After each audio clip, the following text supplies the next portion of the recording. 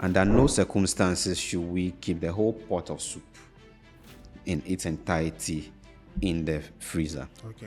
Or we pour all the content into a big container and freeze it. When it's time to eat, we bring out the whole thing, we thaw it, heat it, take some off, then put the rest back. That process is wrong. If we should conduct a survey in the office right now or among Hubtel staff, I'm not sure we'll find people who add 6 cubes of sugar to their cup of tea. No, But if we can easily find people who gulp in several bottles of soft drinks. And those bottles and cans, they contain 10 cubes of sugar, 10 cubes of sugar, 12 cubes of sugar. So we have the intermittent fasting, we have keto, we have OMAD. What are the pros and cons? Yeah. The advantages are that the shape you want, you can get it by tomorrow. The belly to go, you want to fit into a dress and all that, your wedding. And I mean, you get those things, short-term benefits. Yeah, but those benefits, they come like orgasm. They come in a flash and they'll make you feel good. And then after that, there's regret.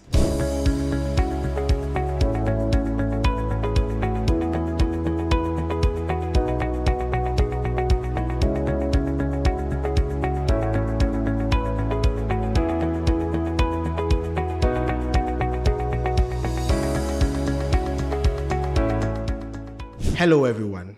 Welcome to Hubtel Podcasts. My name is Precious, and today we are going to dive into a very interesting topic, something that affects all of us: nutrition and lifestyle diseases. Whether you are reaching for that coffee for breakfast, or it's Indomie and sausage for lunch, or you are contemplating what to have for dinner, this discussion right here is for you. Having with me is Mr. Wise Chukudi Lecha, a renowned dietitian, the team lead of Let's Consult Limited, and the author of Your Diet and Health book series. Mr. Lecha, welcome once again. Thank you. Before we jump into the heavy stuff, I'd like us to look at something that really bothers my mind. What really is, or when we say lifestyle diseases, what are we really talking about? And how come it is becoming prevalent in our Ghanaian society? Yeah, so lifestyle diseases are basically diseases that have something to do with the way we live. So everyday decisions, actions, and how that affects our health. So those diseases are either brought on, contributed to, made worse, made to give us complications or adverse or bad outcomes because of our lifestyles. They are very common. We know about hypertension, we know about diabetes, even overweight and obesity is a lifestyle disease. And they can be diagnosed or they have to be diagnosed properly, right? So nobody should actually say that because maybe I am leading this wrong lifestyle, I have this disease and call it upon themselves. No, you would have to be checked. And lifestyle diseases are actually picked through screening. So we advise that people, especially young people, engage in periodic health screening. As per recommendations, we are supposed to do general medical checkups twice a year. But then if you bring it to our local balance, availability of resources, the economy and all those kind of factors that affect how easily somebody can access the services or not, we advise that at least once a year, maybe around your birthday, you get yourself checked, and then some of these lifestyle conditions can be picked up and you can get good help. Okay, so can I say that lifestyle diseases cannot be transferred from, let's say, myself to my son? Those things cannot be transferred. In the case where you go to, let's say, a family, the mother is obese, the grandmother is obese, it trickles down. Is it generational, or it is a lifestyle that has trickled down? All right. So in answering this, I would like to bring into the conversation these main classes of diseases. We have diseases that can be passed on to another person from an infected or affected person. Those diseases are called communicable diseases. For example, if I catch a cold and I sit close to you in a Yeah. meeting that may last for even just 10 minutes, you are likely to pick up that virus that causes that cold disease. So we call them communicable diseases. We all remember when COVID came, we had to cover our nose with the mask. Mask. Yeah. We had to be washing our hands. We were advised not to be touching surfaces because droplets from all these body orifices can just deposit themselves onto those surfaces. So we can transmit them from person to person. COVID started in China, it got to us in no time. So we call those classes of diseases communicable diseases. Lifestyle diseases fall under a class of diseases that are called non-communicable. So you cannot become hypertensive because you hug a person who is hypertensive. You cannot become diabetic because you shake hands with someone who is diabetic, or you live in the same house with the person. But they do run in families Okay. simply because lifestyles are also learned behaviors that are actually passed on from generation to generation. Lifestyle diseases can be transmitted through genes or what make us look like our family members. But then they can also be a mere transfer of learned behaviors. For example, if you come to my home and you open my refrigerator, the kind of composition you have there, food, drinks, whatever is there. When you go to my father's house and you open the fridge, you will draw similarities Okay. because what I do is what I have seen growing up, right? And so because we learn these behaviors from our parents, our grandparents, the kind of lifestyle diseases that affect them tend to affect us as well. So if you know about the history of a lifestyle disease in your family, you can actually prevent it or push its onset to a later age. Maybe when you're 80 Yeah. years, a period of life where when you die, maybe people wear white, not when you die, people wear black and be sad, That's true. right? Yeah. By changing your lifestyle. So I say that to get affected by lifestyle disease or not is actually a situation that is in our hands. So if we are able to do something about the way we eat, change from our current habits to better ones, we can really, or we stand a very good chance of preventing these conditions. Okay. Sometime I think 2021, the World Health Organization, organizations such as World Health Organization, UNICEF, FAO, they were championing this agric development program. I think it was in Africa, and then the main aim for that championing of that program was for the fact that people in Africa were not eating right. So the death rate of people in Africa was quite higher than people in other continents based on the way we eat. Is there something that we are not doing right? Can you throw more light on that for us, please? Yes. Now, a recent release from the WHO on this non-communicable or lifestyle, we can use the term interchangeably, lifestyle diseases, stated that about 45% of deaths in Ghana can be accounted for by these lifestyle diseases, Wow, right? that's quite a So number. that's just to say that 5 out of 10 Yes. of Yeah. deaths. That is a huge situation, a very sorry state of affairs that simply means that we have to start doing something about these lifestyle diseases, the way we eat, exercise, and all that, the way we live, so that we can reduce the rate at which people are dying from these lifestyle diseases. I've heard too many instances where people pass away, young people especially, and family members will tell you that they said my chest was paining me. Or so many instances of people having terminal end stage kidney disease, for example, and then they pass away sadly, even after several bouts and several years of doing dialysis and all that. So someone saying my chest and then they are gone. It's likely to be a heart attack, right? Yeah. Someone having a very complicated diabetes.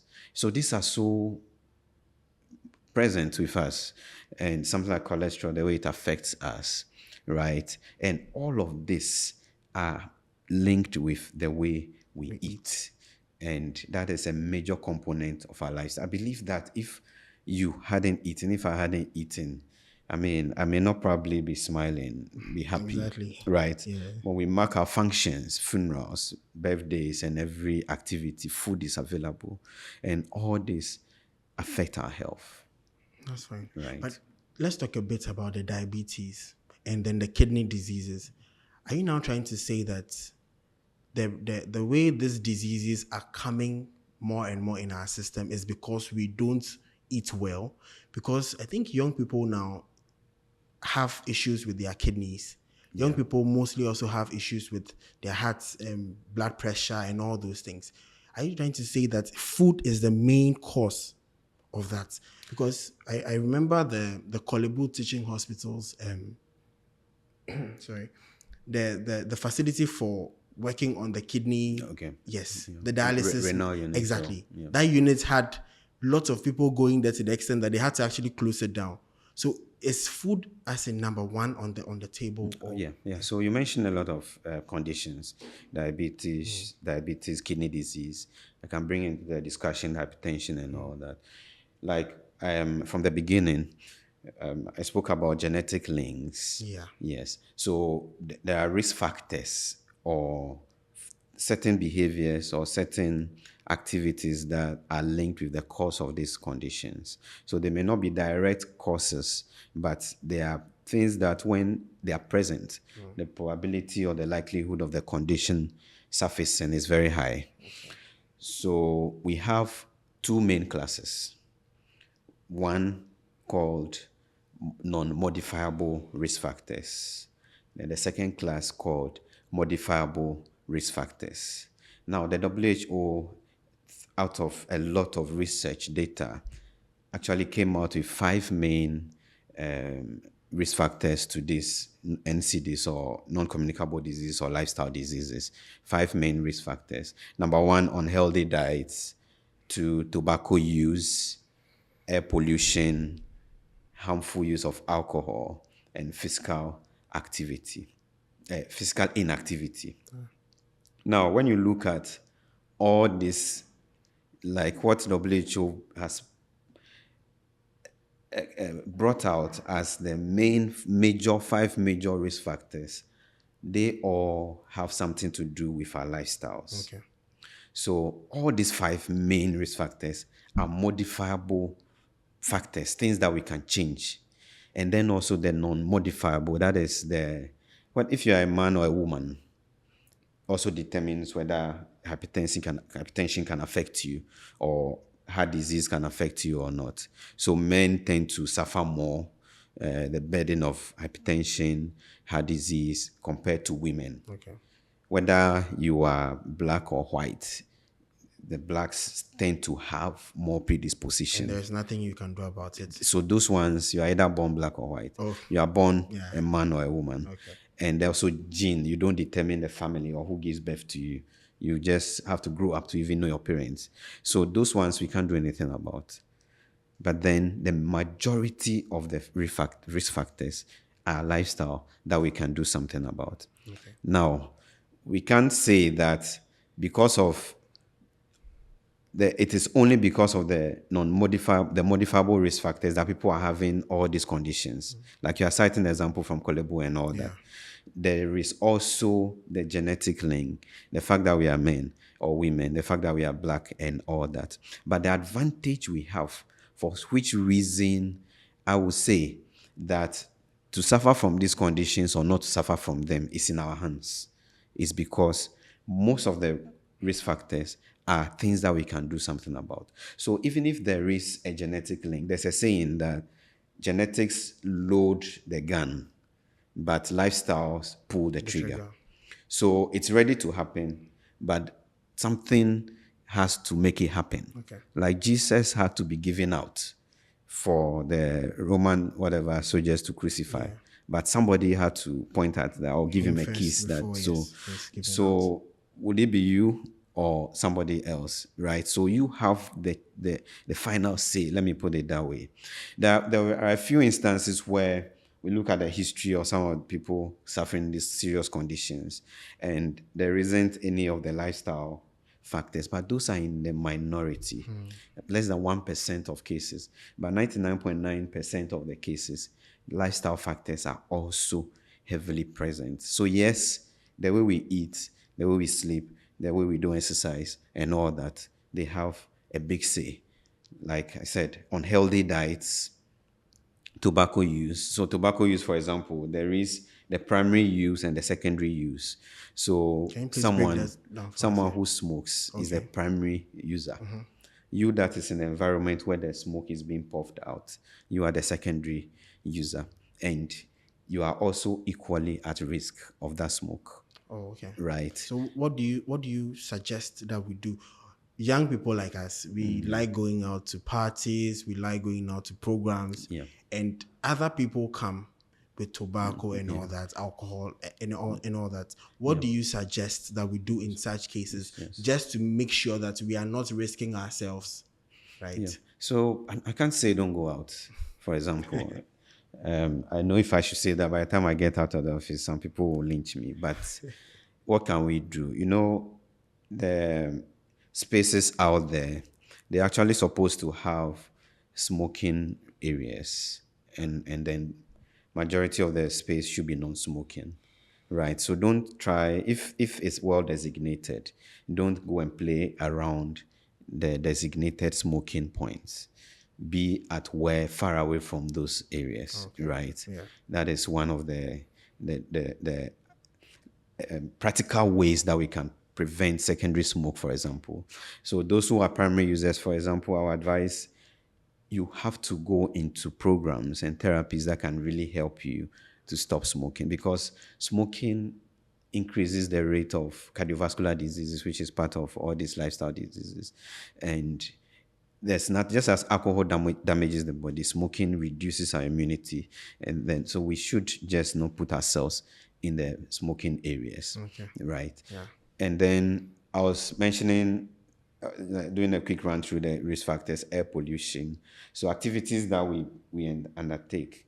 A lot of the time we are home, and then the neighbors are burning their rubbish, they are burning things that they have to burn. Smoke is coming into our homes and all that. I mean, if you are in an organized space, or even we can start by on ourselves. You try to burn your whatever you have to burn when people are not around, right? So daytime that people are going to the office, they are not at home, not in the evening when everybody comes Okay. back. Then you can actually burn, and then the smoke will hurt you yourself and the occupants of your own home, right? So you don't do it just anyhow. You segregate your rubbish. You don't just try to burn anything. And then harmful use of alcohol, for example, it is a call we have to make. You can live without alcohol. There are so many people who are living without alcohol.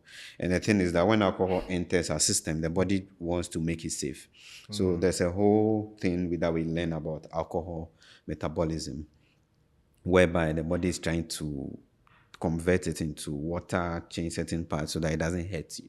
So the body basically sees alcohol as a poisonous substance, right? And tries to make it safe. And in doing that, it actually leaves the food nutrients, your fatty acids from the fats and oils, especially, and then glucose from starchy foods, unattended. So the body now has those molecules lying there free.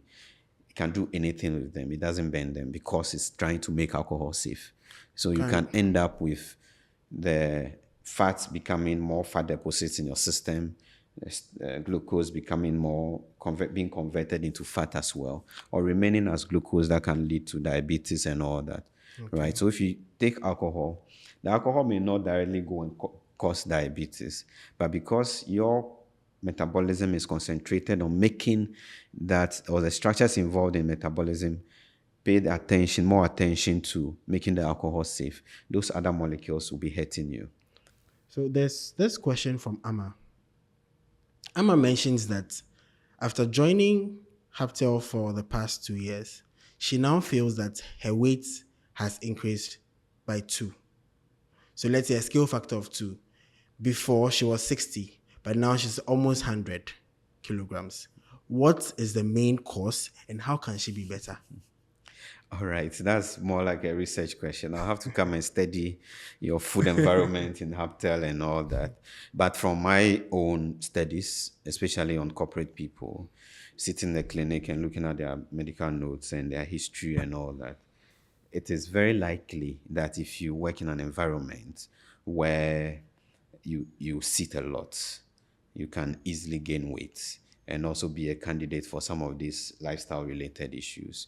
There's a condition known as the sitting disease, and it's actually used to describe the onset of the lifestyle conditions or non-communicable diseases simply because of prolonged sitting, right? But there's a way out of all this. Okay. So if we zero it down to her situation, I would want to be interested in how she behaves, for example, after eating lunch.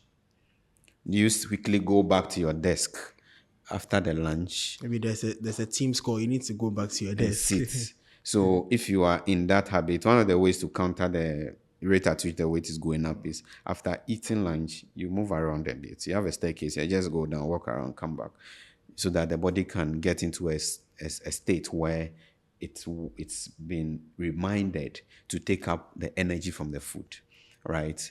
But if I see wheels under the chair I'm sitting on, Yes. for example. Yes. So if your chair, for example, has wheels and you wheel it when you need to move to your colleague nearby, you are denying the body that opportunity to walk and use the energy that you have. Okay. Right. Okay. So one of the ways to counter the effect of sitting is to get up.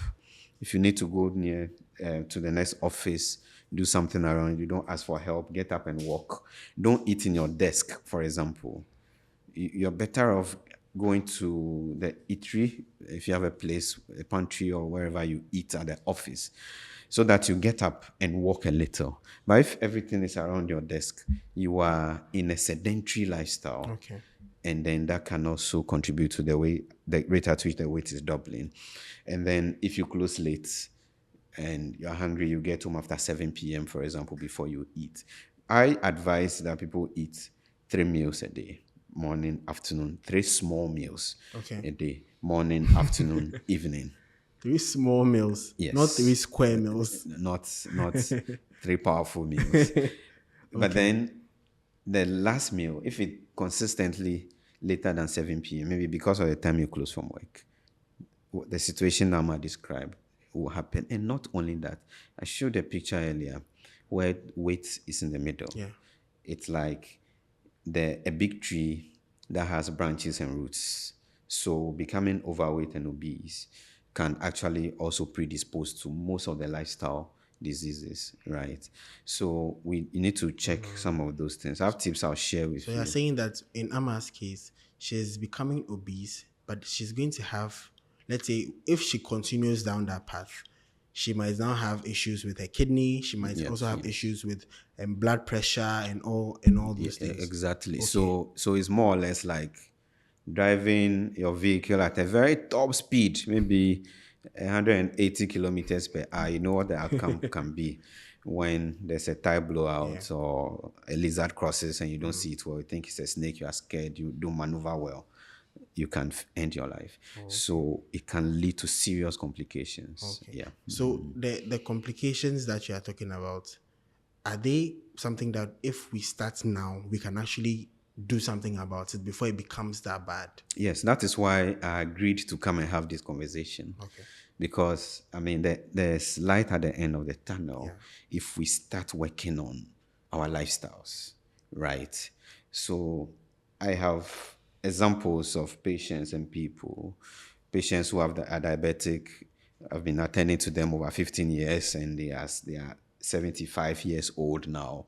They are still healthy, managing their condition. For over 15 years, you are managing a diabetic patient. Yes. It doesn't leave. The condition doesn't leave. A condition, a lot of these non-communicable diseases, including diabetes, they are not curable. Okay. They are conditions that are for life.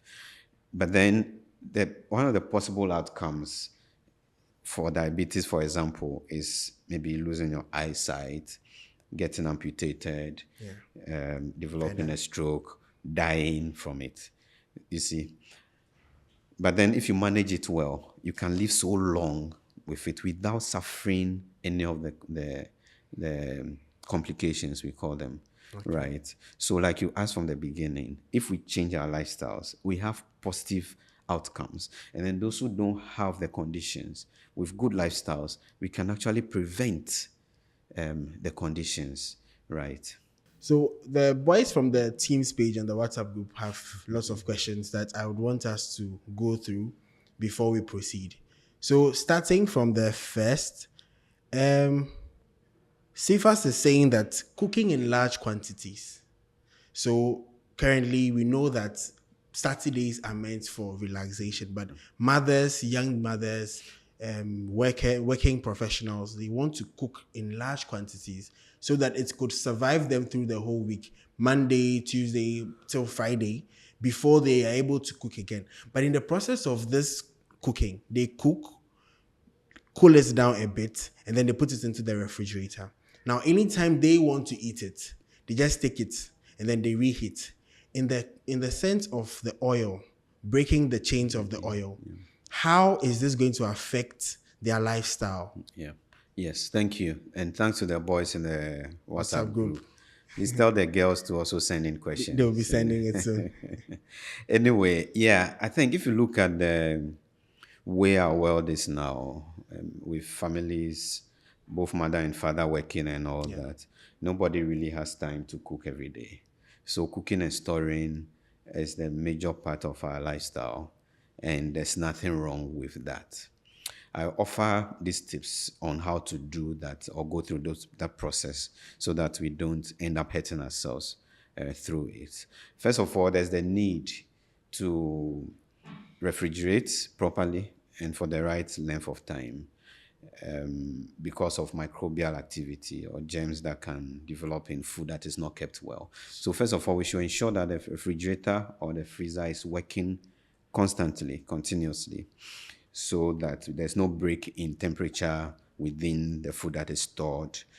And we are better off planning for shorter periods. If the food is in the deep freezer, for example, we can plan for a little beyond a week and stuff like that. 2 weeks, fine. Even up to a month may not be bad. But if you are going to keep something in the fridge, we should be thinking of days, not keeping it beyond just few days, 2, 3 days, right? Now, how we store that food in the fridge or the refrigerator really matters. Under no circumstances should we keep the whole pot of soup in its entirety in the freezer, Okay.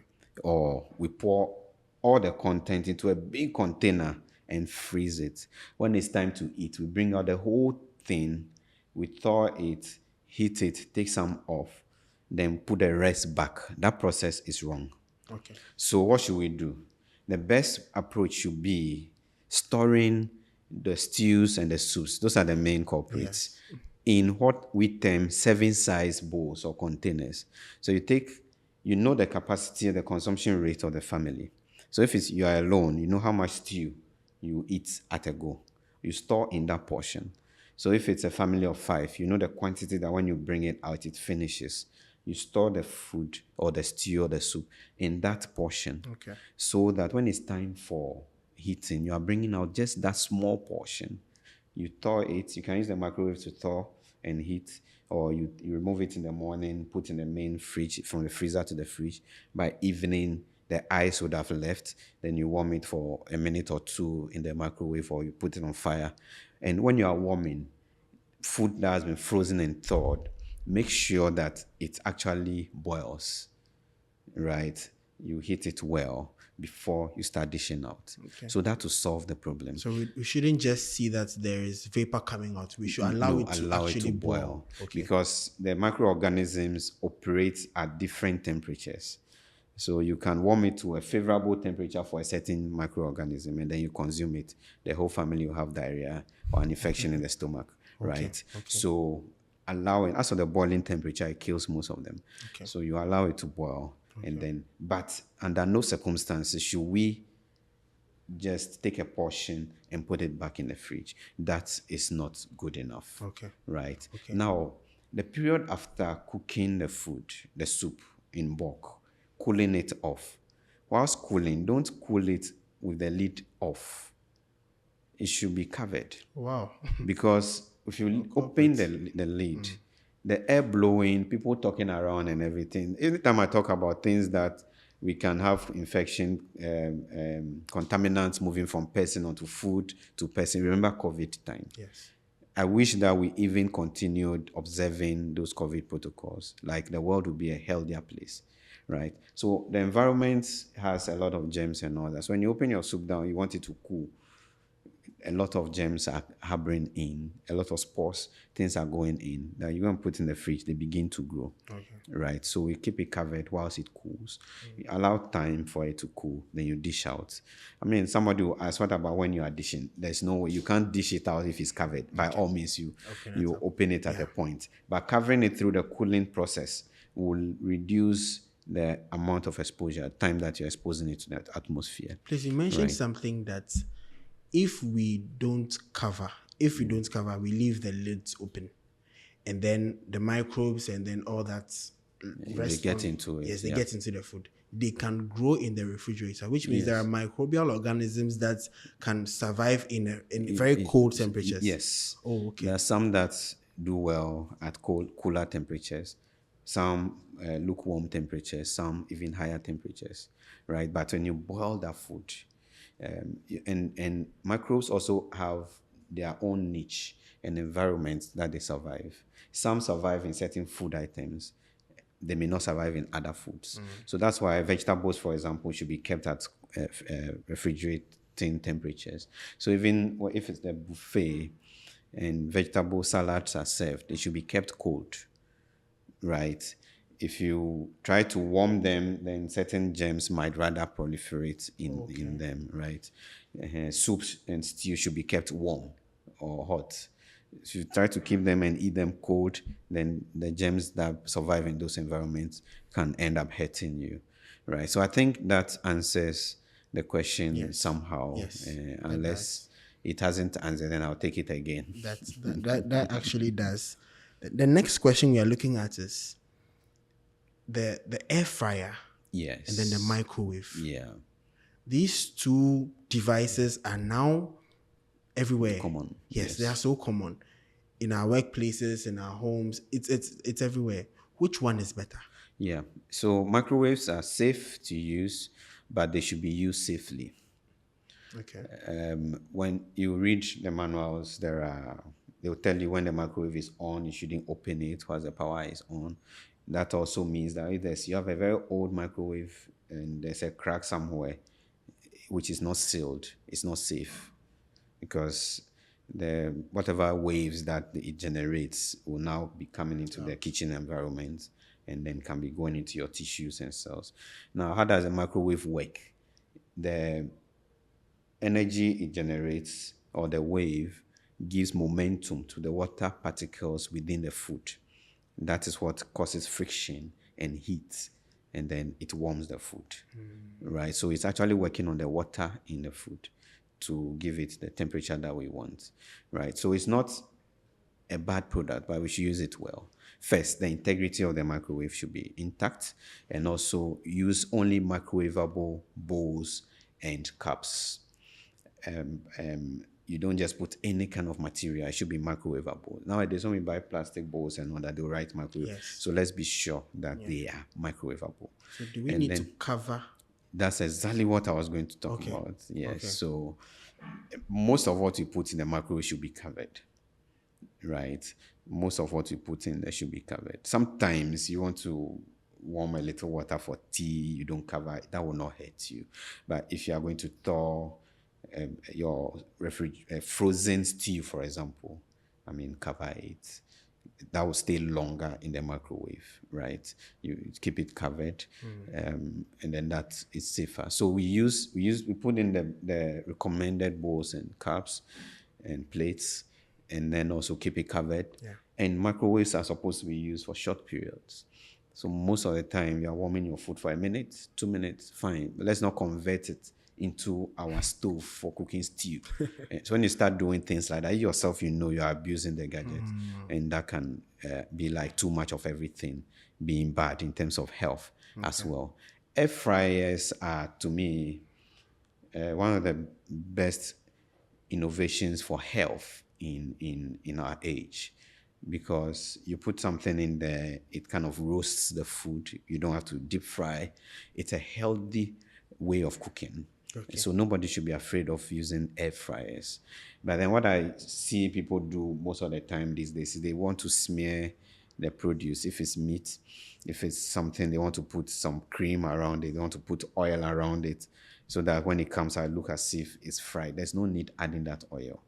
So just put the meat in there.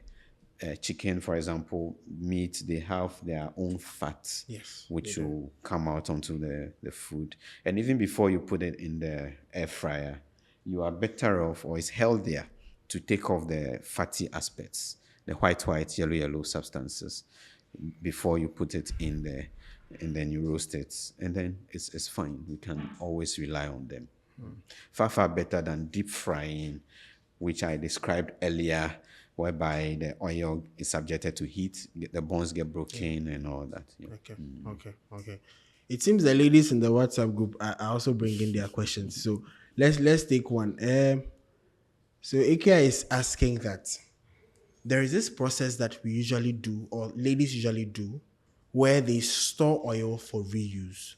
Okay. So there is a bottle that is labeled oil for reuse or Frying. just frying, right? So that oil has been used to fry the chicken, used to fry the fish, used to fry all sorts of things, but they are still keeping it. Yeah.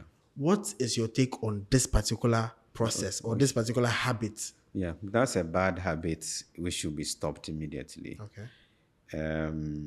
The even one-time frying can destroy the bone structure of the oil to an extent that or that oil can increase cholesterol, cause hypertension, even be carcinogenic. So how much more keeping it for it to cool, for the bones to settle, for more hydrogen to add, and then you use it again until it becomes tar, like black. That is a very bad practice that we should stop. Okay. Yes. Okay. There's a follow-up question again.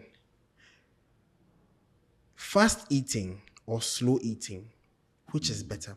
In this case, working at Hubtel or working in a corporate space, you're going to work almost all the time. Within 8 hours, you have lots of meetings, lots of projects or tasks to accomplish. Should I eat fast so that I can get back to my work? Or I should take my time and eat? Does it really affect anything about my body? Yeah. For most of us, what really matters is the amount of food you are eating. Okay. As to how quickly you eat, it doesn't matter. Now, but if you have a lot of food and you are eating too hurriedly, you end up gulping in too much food within a short period of time, and that can give you an energy overdose or overload, and that can trigger a lot of negative things within the body. Okay. Right. So first of all, let's set the amount of food to low, small. Use small plates, just a little food. You can eat quickly and go to your task. Okay. Right. Okay. That notwithstanding, there are certain conditions, especially some gut issues, that when we are managing them, eating quickly doesn't help. So people who have ulcers, people who suffer acid reflux, for example, people who have gastritis, people who have gassy tummies and they are bloated and all that. Some of the therapies that we do, individualized diets advice, will require that they rather take their time to eat slowly, right? But that is a treatment protocol for a medical condition. Okay. Yes, but so like I said earlier, once you set your portion right, you can eat quickly and go onto your work. But then there shouldn't be a situation where you are too busy to eat. That should be rather avoided, right? So no matter how loaded we are, our health also is important. And for the company, for example, if we allow space for staff to eat healthy, practice the healthy habits, we reduce companies' expenditure on healthcare in the medium to long term. Okay. Right? The amount of Crestor, that's a medicine for cholesterol, the amount of amlodipine that you pay for, amount of specialist doctor consultations for all these lifestyle way to reduce if the workforce is held. That's why I give you thumbs up for this session, for example. Thank you.